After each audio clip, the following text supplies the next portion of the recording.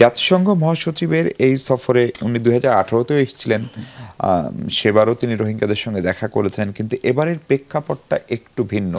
বাংলাদেশের এক ধরনের সরকারের বিশাল একটা পরিবর্তন হয়েছে এবং সেখানে প্রফেসর ইউনূসের মতো আন্তর্জাতিকভাবে নানাভাবে আলোচিত একজন মানুষ সরকার প্রধান, এবং তিনি প্রত্যাবাসন শুরুর একটা টাইম ফ্রেম মনে হলো বললেন জাতিসংঘ মহাসচিবকে সাক্ষী রেখে।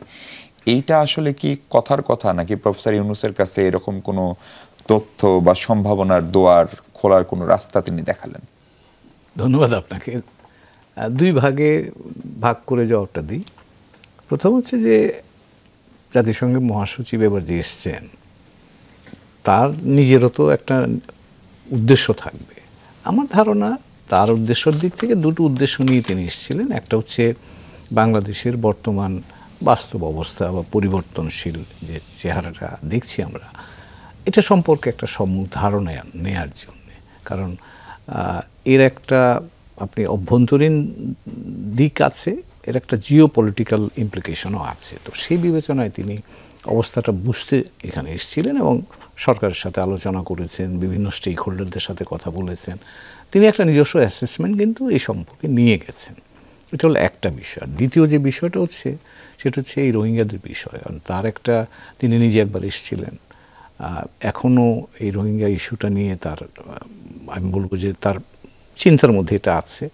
তবে আপনি যে একটুখানি ইঙ্গিত করলেন, আমার ধারণা আমি রোহিঙ্গা ইস্যুটাকে এখন আরেকটু বিস্তৃত প্রেক্ষাপটে দেখার প্রয়োজন মনে করছি।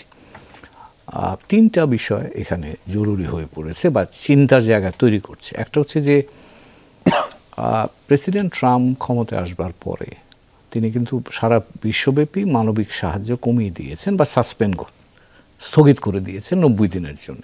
এটা 90 দিন না, তার বেশি হবে, এখনও আমরা কেউ জানি না। তার ফলে $72 বিলিয়ন গ্লোবালি সংকট তৈরি হয়েছে। এর মধ্যে আমাদের রোহিঙ্গাদের জন্য বা আমাদের এখানে যারা রোহিঙ্গারা আছেন তাদের জন্য সংকটটার কারণ হচ্ছে যে এই বাংলাদেশে জয়েন্ট রেসপন্স প্ল্যান, জাতিসংঘের আওতায় রোহিঙ্গাদেরকে থাকা, খাওয়া, চিকিৎসার জন্যে যে আয়োজনটা হয়, তার আয়োজনটার বেশিরভাগ অর্থই মার্কিন যুক্তরাষ্ট্রের কাছ থেকে আসতো।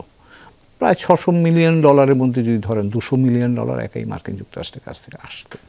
তো এখন ট্রাম্প প্রশাসন এই সাহায্যটা স্থগিত করার মধ্যে শুধু খাদ্য সাহায্য অংশটুকু বাদে বাকিগুলো স্থগিত করে দিয়েছে।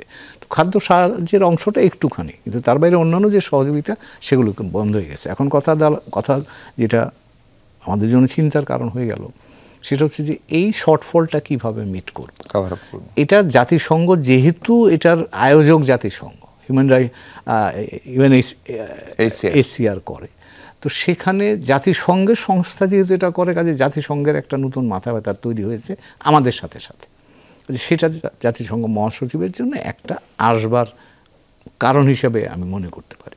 দ্বিতীয় কারণ যেটা হচ্ছে যে আমরা একটা আন্তর্জাতিক সম্মেলন করার চিন্তা করছি, আমরা এটা কি বলছি, কি উদ্দেশ্যে করতে চাই, সেটাও কিন্তু জাতিসংঘের, যদি আমরা জাতিসংঘকে জড়াতে চাই তাহলে জাতিসংঘ জানতে চাইবে যে আমরা কি উদ্দেশ্য নিয়ে করতে চাই, আমরা কি এর মধ্য দিয়ে আশা করছি, ইত্যাদি ইত্যাদি। তো সেটাও আরেকটা বিষয়।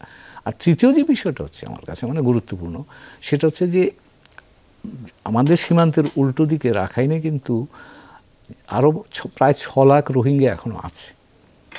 এই রাখাইনে যুদ্ধাবস্থা চলার ফলে ওখানে একটা দুর্ভিক্ষের আশঙ্কা তৈরি হয়েছে, এটা কিন্তু জাতিসংঘই বলছে।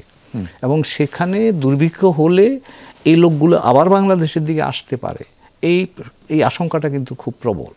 এবং সেটাকে যদি আটকাতে হয়, কারণ বাংলাদেশ আমরা বলছি যে আমরা রোহিঙ্গাদের আর একজন রোহিঙ্গাকে নিতে চাই না, এটা তো আমরা সরকারিভাবে বলছি। তো এখন কথা হলো, চাই না এক কথা, কিন্তু মানবিক ইস্যু যখন হয়ে যাবে, সীমান্তে যদি দুর্ভিক্ষক্লিষ্ট মানুষ এসে যায় তখন কি করব?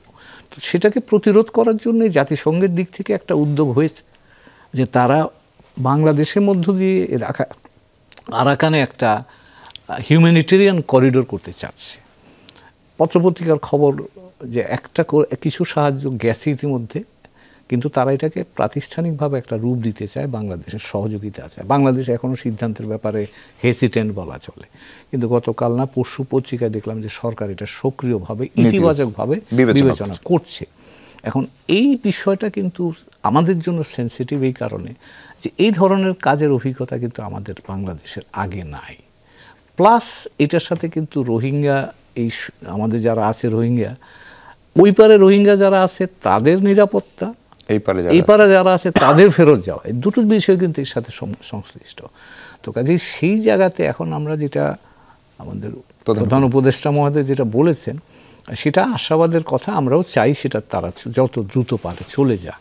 কিন্তু কথা হলো যে এখন এই দুর্ভিক্ষাবস্থার আরাকানে সেটাকে আমরা বা রাখাইন প্রদেশে সেটাকে যদি আমরা অ্যাড্রেস করতে পারি এবং সেখানে যদি আরাকান আর্মির সাথে এক ধরনের একটা সহযোগিতা তৈরি হয়, তাহলে একটা আস্থার জায়গায় তৈরি হলে সেই ক্ষেত্রে রোহিঙ্গাদের যাওয়ার পরিবেশটা তৈরি হতে পারে।